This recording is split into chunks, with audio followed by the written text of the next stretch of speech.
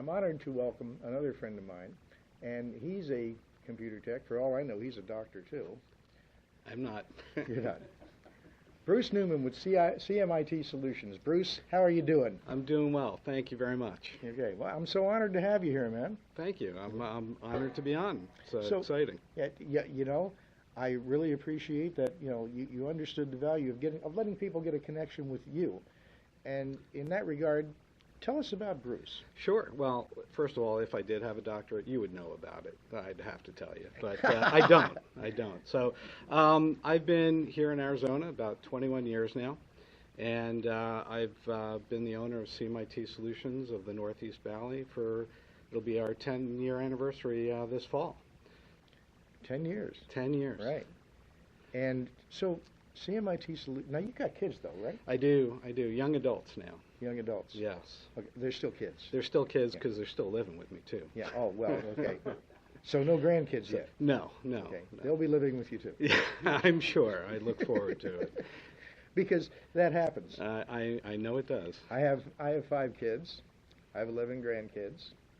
My oldest grandson is actually a commercial pilot. Huh.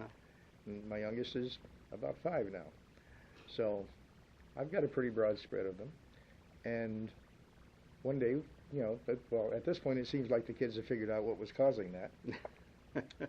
But that's great. And did the kids go to school here? Yeah.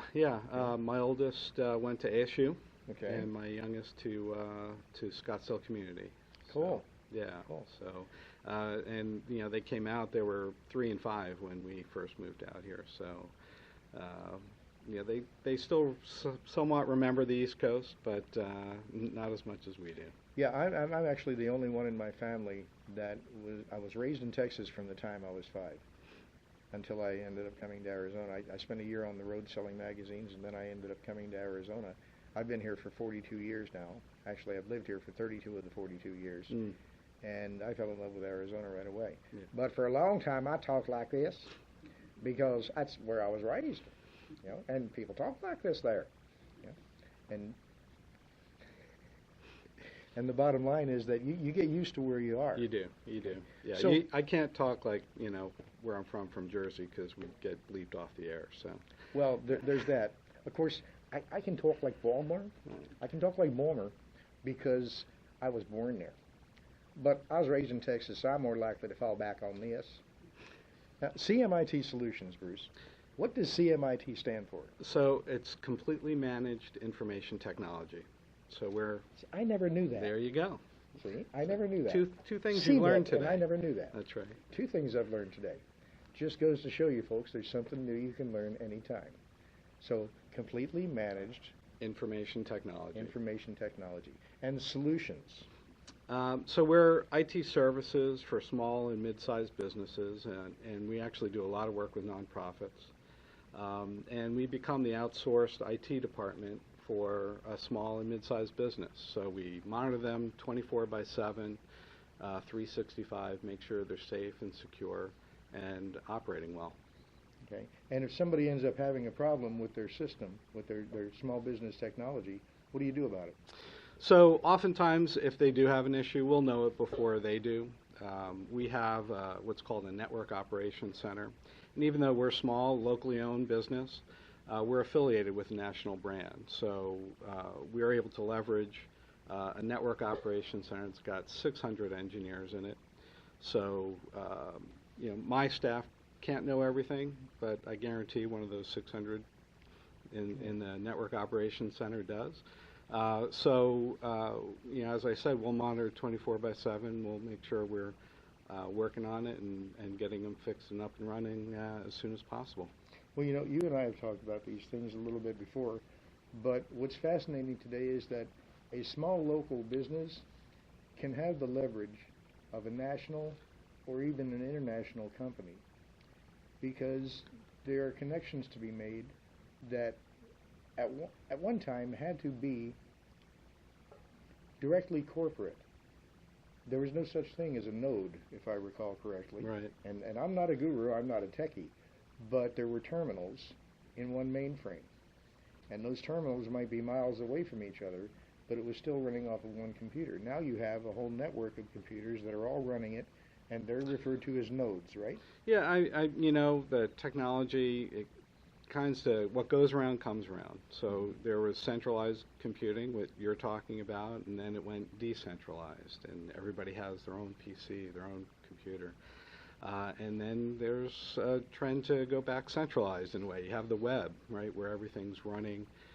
The back end is decentralized, but yeah, there's a lot of technology. It's always changing. That's why security is always an issue. And we try to bring that enterprise level of support that people are used to when they, you know, if they work for corporate down to a small business. So what are the latest threats that people have been facing on the internet? Well, there are lots of them, and you know, it's hard to stay on top of all the time. So, have you heard of ransomware? Oh yeah. Have you been attacked, or have you had a I have ransomware? not. You're lucky.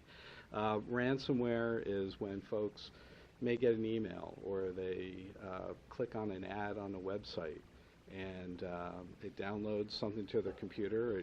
It encrypts the whole computer and then gives them a choice of pay me, usually in Bitcoin. It could be hundreds of dollars, it could be thousands of dollars, or you know, within 24 hours, or you're not getting your data back. So that's a big one. Sometimes you'll get a threat and it looks like it's an FBI warning. So the big thing is, folks, back up. You always hear, you know, back up your computers. That's one way, so you don't have to, you know, pay these thieves, you know, what they're trying to get out of you. Now, part of backing up, though, and this is something that I'm going to be shooting from the hip here. You and I have never discussed this, but typically what I like to do is every once in a while, I like to actually have my hard drive ghosted and put on a separate drive, right, and keep it elsewhere. Yep. So that if something like that happens, I can just swap the drives out and I'm back up. Is right. that something that you'd recommend? That is definitely, you know, a good approach. Now, with what you're doing, it's still manual intervention. So what we like to do is, that's called an image-based backup. Okay. And we like to do an image-based backup for our clients and actually run updates to that, depending on how critical it is. Could be every 15 minutes. Could be every hour, every few hours. And we like to keep multiple copies. So we'll keep a copy of that on site, so it's fast for them if they have just a file they need to get back, or maybe even a whole server, computer. And we'll keep it off site in case of those disasters. That's keeping it separate is called air gap, right? Yeah. Okay. And so ransomware is a big deal. I actually had one happen to me a couple of weeks ago. It wasn't a ransomware. In fact, nobody knows what it was. But I lost power in my computer for an unknown reason. I turned it back on, and then all of my licensed programs were telling me they were 23 years out of date.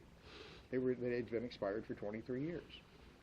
And they were working 5 minutes before. So, yeah, I was kind of confused about that myself. You know, how could I be all of a sudden 23 years out of date? Did I really sleep that long? Rumpelstiltskin. And I looked down at the clock in the corner, and it said August 5th, 2041. So I took it to a fellow that was nearby, and I said, and he actually understands language like that. Right. And he took a look at it. We hear that once in a while, too. He took a look at it, and he said, I have no idea what happened, but it's working fine now. And sure enough, it was all working fine again. He just tweaked a little bit, and boom, it was done. So that's, but yeah, that panic feeling, like, you know, all those words you can't say on radio, they all came out of my mouth at approximately the same time. And, you know, I almost embarrassed myself. Thank God I'm not capable of that anymore. Well, see, I tell my friends, many of whom are in the room, that I have no shame. I used up my entire allotment by the time I was 25. And you only get so much for a whole lifetime, you know. And I just managed to use all of mine because I can't take me anywhere. You know, I asked you a few minutes ago about, you know, some of the threats that you've seen most recently. Yeah. And the only one I recall you mentioning was ransomware. Now, it's entirely possible that somebody ransomwared a few of my brain cells, but I'm going to ask you to mention a few others. Sure. So, have you ever heard of phishing? That's with a PH, Yes. right? As in spear phishing. So there's phishing, there's spear phishing, and the main difference between that is people throw a wide net with phishing, just a general, hey, you know, this is from your bank, you know, and we need you to change your password. Click here, right? Or Netflix is a big one. AT&T, FedEx. You know, if you're not expecting a package, don't click on the link. And then there's spear phishing, and that really gets insidious. So that may be an email that goes to the CFO of a company, and it's from the CEO, or it looks like it's from the CEO, saying, we need to make a bank transfer this afternoon, and I'm out of the office. So and that's, when you click it, that's when... yeah, so, and it may have an address of where to send the you know, the monies, the funds to. So my recommendation is you get an email with, you know, the puppies and flowers, you know, don't click on the link. Hover your mouse over the link and you'll see the address. You'll see that it's not who you expect it to be. That's great advice, Bruce. All right. And again, how do they get a hold of you?